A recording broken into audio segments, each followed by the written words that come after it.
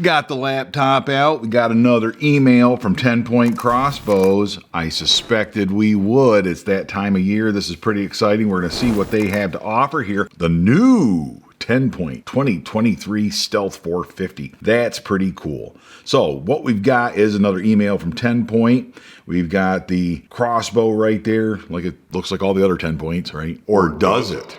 We're going to see a little very distinct difference between this and the Flatline 460. Few big differences, hopefully, we'll see. They got the big buck in the background there. Somebody was successful with this 10-point crossbow. I wonder if taxidermists just mount these dead bucks to lay out there and they, shop them around to different crossbow manufacturers so they can take the picture with a dead buck. Do you think they do that?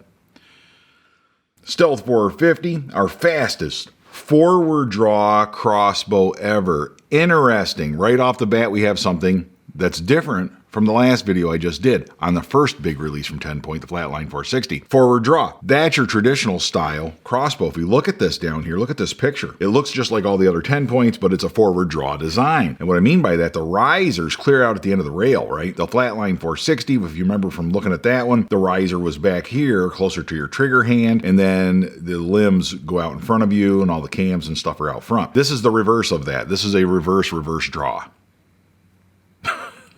Kind of, it is.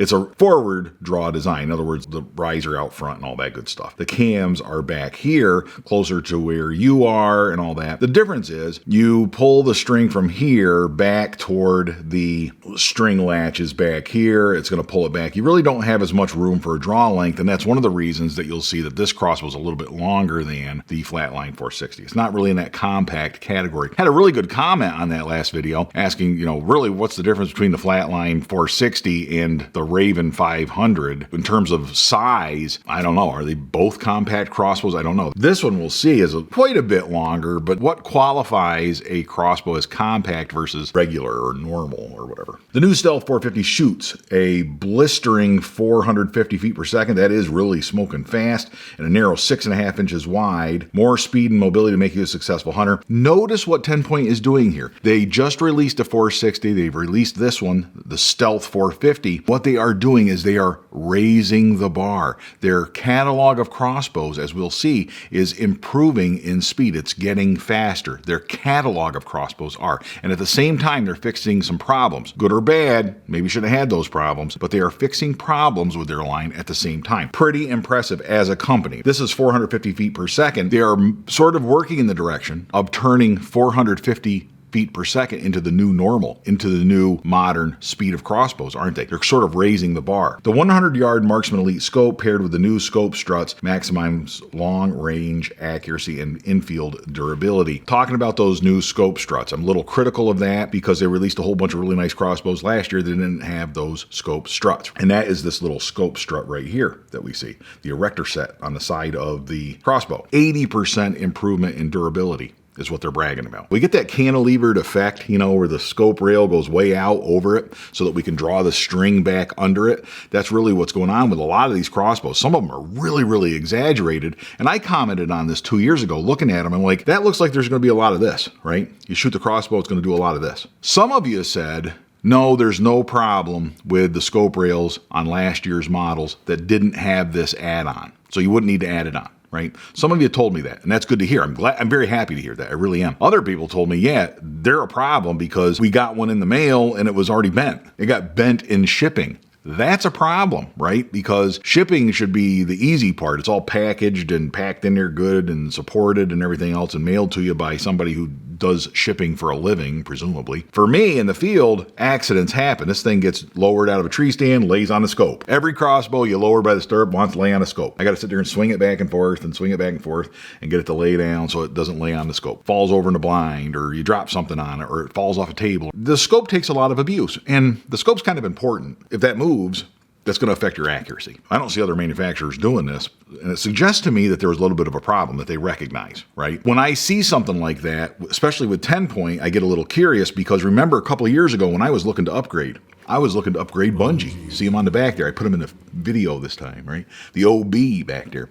I was going to upgrade that crossbow. And when I was looking at TenPoint, I was seeing on the Facebook, I was seeing on the forums that TenPoint was having problems with knocks. They sold their new crossbows with a certain kind of knock, and the knocks were breaking and all that stuff. I don't tolerate stuff that doesn't work. It's not going to be part of my crossbow method, right? It has to be something that's functional, works all the time. If it's going to give me fits all the time, it goes out the door. That was really the big reason. The big reason I did not seriously look at TenPoint 2 years ago was because they hadn't solved it. Now, they fixed that knock problem by all reports. This crossbow, scope strut, hopefully this new brand, this new model of crossbow comes out, does not have those issues. When I look at this, we've got the string drawn back there inside those scope mounts, right? Those scope add-on mounts. Some folks had mentioned that this was a bumper of sorts so that you could shoot the crossbow while prone. In other words, laying down, and this supports it off the ground. Actually, nobody talks about this, but I did get a comment once, which I thought was pretty interesting, from a guy who hunts off the ground. He says, look, I lay down on the ground. Why are you sitting up against a tree? You can lay down somewhere. In certain areas, that might work.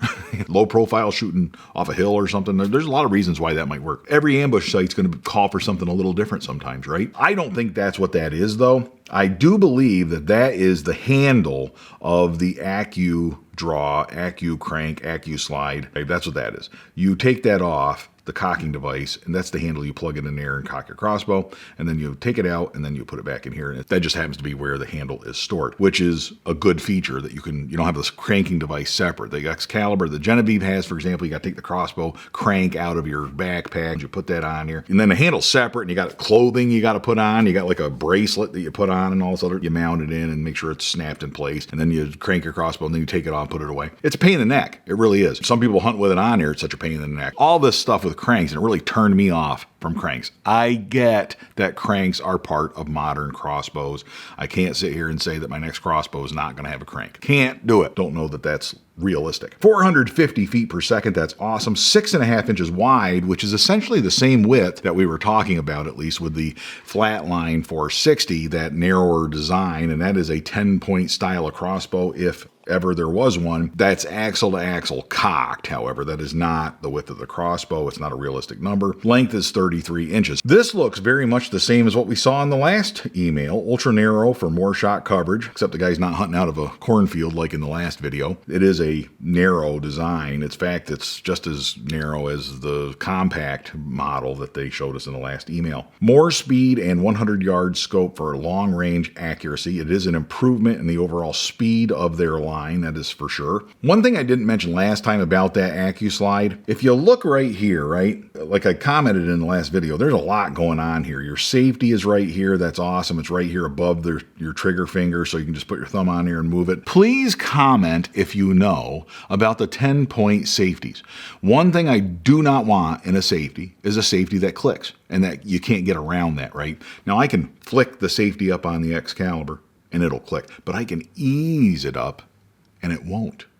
All right, I can slide the safety forward on the Scorpyd, on the slick black Cadillac, and it doesn't make a noise, right? Or I can move it forward real fast and it'll make a noise or whatever, right? But when you're hunting, you don't want that noise. Tell me in the comments if you know the 10-point safeties, do they click or do they not click? Can you make them very quiet? This whole little mechanism I forgot to mention in the last video, that's the Accu slide system. It actually slides down the rail to retrieve your string, latches onto the string, and then you crank it back, okay? That's how you cock it. That thing actually moves. It's the entire device moving up and down the rail. A lot of other brands do this. You've seen some Ravens that do this. You see some Excaliburs, the Assassins that do this. Looking down here, we got the prices. We can get it with the Marksman Elite Scope, your speed scope, right? Your traditional scope, your outdated version of a scope. The vintage scope. I'm such a snob. Somebody commented that Death by Bunjie is becoming one long commercial, and I don't know if they're talking about my new book, The Death by Bunjie Crossbow Method. Are they talking about that? Or if they're talking about the fact that I am so happy with that scope. I do love that Burris Oracle X, and you can get this crossbow with that for $2,849.99. I just think that down the road, the speed scope is going to become, I won't say obsolete, but in 5 or 10 years, I think the range-finding scopes are just going to take over. I'm that impressed with a range-finding scope. Watch the other videos. I'm not going to talk about the scope. I'm not going to talk about the scope. So we see a significant difference in price. It's a lot cheaper than the other one. Now, I'm just going to click to the 10-point website where we can look at this dude. They're going to show us this video again. I'm not going to play it, but you can go watch that on the YouTubes or on 10Points. 10pointcrossbows.com. You can do that. Stealth 450, our fastest forward draw crossbow ever. 100-yard EVO Marksman Elite Scope. What if you want to shoot this past 100 yards? This crossbow should be able to shoot 150 yards with no problem and hit a target, right? If you want to do that, that scope doesn't do that. The Burris Oracle X does. I promised I wouldn't talk about that scope anymore.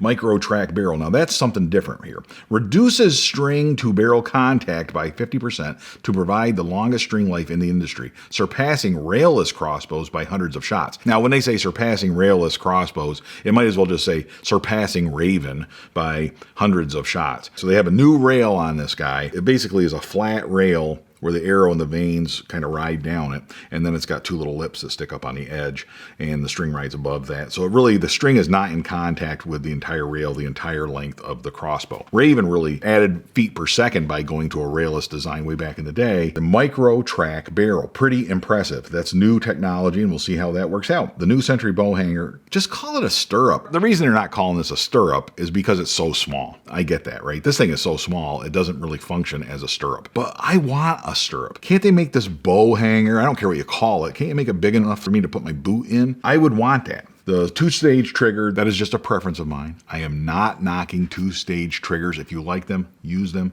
love them, get to know them. You've got some options here for your foregrip. You can get your hand out there a little bit, but this is a forward draw crossbow, and your riser is clear out front. I would want my hand, I've commented on this before, I'm a big guy, got long arms, the whole bit. A longer crossbow like this, 33 inches, probably fits me, suits me better than a shorter compact model like that Flatline 460. I like having my hands out a little bit farther. On the Scorpyd, I can put my hand all the way to the front, right? And that's a reverse draw, so it's like, it's spread out a little bit. It's balanced nicely. On the OB up there, the original Bunjie, a 2010 Excalibur Axiom, that thing is long. It's 39.5 inches long. And I always have my hand all the way to the end, all the way to the front, because the riser is out there and all the weight is out there. But I put my hand clear out there, and I got my little Burris Oracle X remote out there at the end of it, on the very end of the barrel. So I've got it all the way out there, and I can work that. Remote also fits me perfect. That is the crank. So the crank slides out of there and goes in there. I can tell by looking at it here, you can see that it's the crank handle. Here we see the cocked. They don't show you pictures of these things. Why are they so embarrassed by uncocked width? I don't get it. Every manufacturer brags about cocked width, and they rarely even show you pictures of their crossbow uncocked. Have you noticed that? They only show it to you when it's cocked and loaded. I want to see these pictures too. I really do. But I also want to see what it looks like out of the box. You know, what's it really look like? What does it really look like 99.999999999% of the time? And really what I want to know is to the outside of the cams, how wide is it? Because those cams, I want to know the widest point, and the outside of the cams is the widest point. Have you ever noticed that TenPoint's cams are smaller than other companies' cams? They appear smaller. I could be wrong on that, but it's like a small cam. They just look small. The other thing I'm reading about these is the limbs on these newer models, the new offerings from TenPoint, and don't quote me on this, but what I am reading is that they are releasing these new crossbows with the same limbs that the 505 from TenPoint has. And that's how they're getting some of the speed probably, but they're probably more durable on these lower draw weight, lower speed models maybe. Here they've just flipped those limbs around, okay? They're reversed. So these should be good solid limbs going into 2023 if that's what you're interested in using. Let's look at the top down. Okay, interesting. The other thing about TenPoints I have noticed is the additional cables, 4 cables, because it's got 4 limbs, 2 pairs of limbs. So you've got those 4 cables. Someone commented on this, 100% they're right. You're not going to be working on this yourself, most likely. You're going to be sending it to the company, taking it to the shop, to the dealer where you bought it. That's okay, all right? If that's your flow, your workflow, that's fine. But this isn't somewhere where I can go down the basement with my dowel rod and change the string like I do on the Scorpyd, Interesting little tidbit on that. I've commented on this, but did you notice that the string on the Scorpyd is a different color? That's because it's a new string. If you're curious to know about what happened to the old string, that'll be the subject of an upcoming video. It's a doozy of a story. If you look, the length is 33 inches, so it's a slightly longer crossbow, almost 6 inches longer than that 460 Flatline that we looked at. The uncocked width axle to axle is 11 inches, so I'm guessing with those cams it's 14 inches wide. They're all going to be about 14 inches wide. I don't know why they're embarrassed to just tell us that, because that's awesome, right? I'm a guy that started hunting with a 36-inch wide crossbow when I started crossbow hunting. 14 inches is great. Power stroke, 13 inches, slightly shorter power stroke than the other crossbow, but shooting slightly slower also, okay? So there you go. The other one was, I think, was 13 and a half or 14 and a half, something like that. Again, it's that forward draw design that changes that. The weight without accessories is 7.5 pounds. So it's really the same weight as the compact model. Now that's the weight without accessories too. Let's point that out. That is without the scope. So you put the scope's going to change that weight. Obviously, you're up into 10 pounds. But I don't think that's too heavy for a crossbow. I mean, if that's too heavy for you, then you're going to have to look elsewhere. You got two different arrow models. If you're shooting a 400 grain arrow overall, you're going to be getting the 450 that they're advertising. But if you shoot the 465 grain, a beefed up arrow, you'll get 430 feet per second, but you'll be getting the 191 foot-pounds of kinetic energy. Well, I'm not so sure I like this. If we look at this, 450 feet per second with our 400 grain arrow, I'm getting 180 foot-pounds of kinetic energy. That's still a whopper. But if we go up to the heavier arrow, 465 grains, we get to 191. If we look up here in the page, right, they're advertising a 450 feet per second crossbow, that this TenPoint Stealth 450's in the name, that it is a 450 feet per second crossbow with 191 foot-pounds of kinetic energy. That does not appear to be accurate. Shame, shame, TenPoint. We only get the 191 foot-pounds of kinetic energy with a 465 grain arrow at 430 feet per second, not the 450 feet per second. Okay. But that's still awesome. But that makes it a little bit less than what we were talking about here. You know what I'm saying? Nonetheless, this is a significant improvement in the stealth line of crossbows. The previous one, I think, was shooting around 410 feet per second. This replaces that probably in their lineup, new for 2023. A stealth from TenPoint that shoots 450 feet per second, at least with a 400 grain arrow, which is still pretty cool. Hats off to TenPoint, moving their line forward, raising the bar of their entire line. Their average as a company will go up because of this. And they're adding at the same time reinforcements on the scope mount, a new rail system. They've fixed their knock problems. They're moving forward as a company. That's great.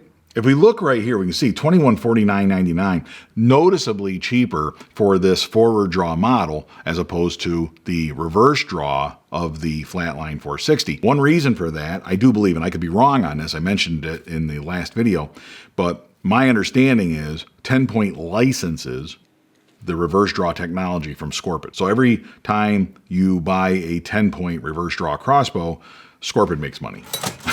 So you can thank Scorpyd for the added cost of the reverse draw TenPoint crossbows. There's a good and bad to that. I'll talk about that in a future video. In fact, we're going to see that they not only make money off TenPoint crossbows, but I suspect they're going to be making money off of Raven crossbows going forward also. Interesting, huh? Forward draw right here, okay? Forward draw, the longer design because the risers clear out here. We have a longer arrow. I suspect this is a 20-inch long arrow. It looks it to me. I don't see that anywhere in their literature, but a 20-inch arrow. Nice long arrow. I was asked whether you could still be accurate with a 16-inch arrow, and I think you can. You're shooting 450 feet per second. You're asking a lot of your arrows. Aerodynamics, flight dynamics really start to matter at 450 and above feet per second. They really start to matter at 300 and above feet per second. Not so much on Bunjie, for example. You can put any arrow in that and it'll shoot it just fine. It doesn't even know the difference, right? Because it's just slow. But you start increasing speed and arrows do funny things. There's 16-inch arrows that are shooting 150 yards with pretty good accuracy. But at 450 feet per second, it's going to be a lot easier to pull a 20-inch arrow out of a target than it is a 16-inch arrow. Most of these targets that'll stop arrows will stop a 20-inch arrow pretty good, where you got lots of arrow to grab and pull out. 16-inch, maybe not so much. That's where you're going to start seeing veins and fletchings get buried into that target, and they're going to be a lot harder to get out. Accuracy, probably not an issue. Pulling arrows out of targets in the backyard, that's the issue with the shorter arrows, really. Thank you, TenPoint, for putting together these awesome crossbows and letting us take a look at them. Until next time, all hail Bunjie.